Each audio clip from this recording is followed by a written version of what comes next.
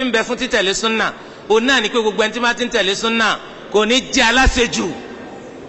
ẹ dákun ẹ tẹ́tí jàmá, gbogbo ẹni tí máa ti ń tẹ̀lé súnà kò ní jẹ́ aláṣejù, kò ní jẹ́ aláṣeboro, kò ní jẹ́ alárekunda, kò ní jẹ́ aláhọ̀kangun, kò ní jẹ́ gáàlì, kò ní jọ́kan náà àwọn gulat, àwọn olùtayẹnu àlà, àwọn tí ń bẹ̀sìn Ọlọ́run bá jẹ́, kò ní jọ́kan nínú àwọn takfiriya, àwọn tí ń pa àwọn mùsùlùmí kèfèrí nítorí pé wọ́n dẹ́ṣẹ̀. mo rò pé yé wa, torí kẹsẹ̀ súnà ní takfiriya. irú àwọn ọmọ tó jẹ́ pé wọ́n ń kàfàrà àwọn èèyàn nítorí pé wọ́n ti ṣe kíní báyìí ó di kèfèrí ó di kèfèrí bíbí kọ́pọ̀lọpọ̀ ń kàfàrà bàbá àti ìyá rẹ̀.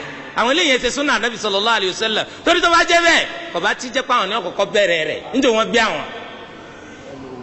mo rò pé yé wa, súnà ní ká di mu kẹsẹ̀ ká di takfiriya. ẹni tí sísẹ tẹ̀lé súnà yóò níwárí, kí ló fà á tó ti jẹ́ pọ̀pọ̀lọpọ̀ nínú àwọn ọ̀dọ́ lónìí tẹ́ bá tilẹ̀ ń tẹ̀lé súnà ìwà yín èdè àmọ́. bàbá rẹ̀ ọmọ pé lásà gbogbo ará àdúgbò kọ́ ọmọ bú níbọ̀ torí pé lómi rò pé ká máa ṣe súnà ní gbéraga, wọ́n rò pé ṣíṣe súnà ní ká jọra ẹni lójú, wọ́n rò pé ṣíṣe súnà ní ká fojú kéré gbogbo aráàlú, ká máa wúra wa pa nìkan la nírun lórí apárí gbogbo aráyé.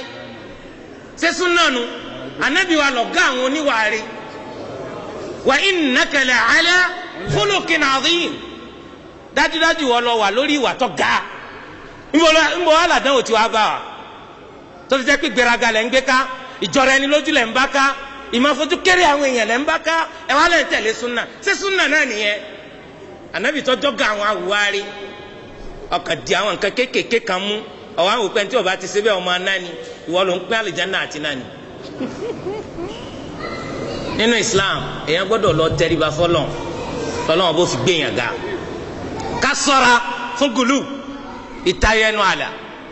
fa innama ahlaka man kana qablakumul ghuluw, ìtayẹnu àlà olóko parun báwọn tó síwájú wa o. a sì ti rí wọn láwùjọ wa lónìí, àwọn ọmọ tí ń kàfàrà àwọn èèyàn wọn yẹn. ẹ ṣọ́ra fún wọn, ẹ má gbọgbọ kúgbọ tí wọn ń sọ, torí pé yẹn gbọgbọ kúgbọ kí nǹkan kan má ṣẹ́kù lọ́kìyàn. wàláyé o lè máa fi kànkàn onírin kọ́ ọ máa fi fọ́dọ́jọ́ kú rẹ̀ kọ́ máa mà. àìgbọ́ ibẹ̀ làlàáfíà wà. torí di eléyìí èèyàn ní máa tẹ̀lé súnà kó di gáálí, torí ẹ̀ tó bá dọ́kan náà takfiriya èsì alùsúnà kójó yọ àwọn sálàfù tiẹ̀ ni wọ́n ń pè ní kíni al-khawarij àtàwọn mu'tazila. àwọn sálàfù tiẹ̀ nu èsì alùsúnà wal jamaa.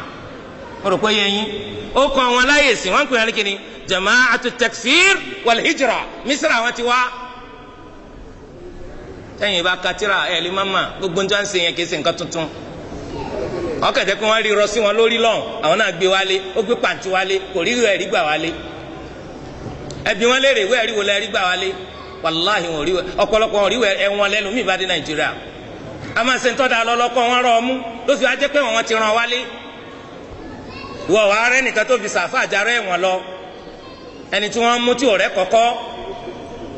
kọ̀kọ́ ìsọkúsọ pọ̀ àbí òní pọ̀ yọ pọ̀, torí ìkọ́kúkọ náà ní ń kọ́ tí wọ́n fi ra mú. wọ́n tún wọ́n á rọ ètò kù sí lórí lọ́gbẹ́ ẹ̀wọ̀n torí irú wọn kún bẹ́ẹ̀.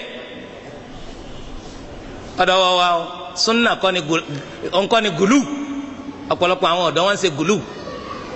Ànábì sọ pé òun ló kó parun báwọn tó síwájú wa. ká ṣọ́ra súnà Ànábì sallallahu alaihi wasallam ìdúró.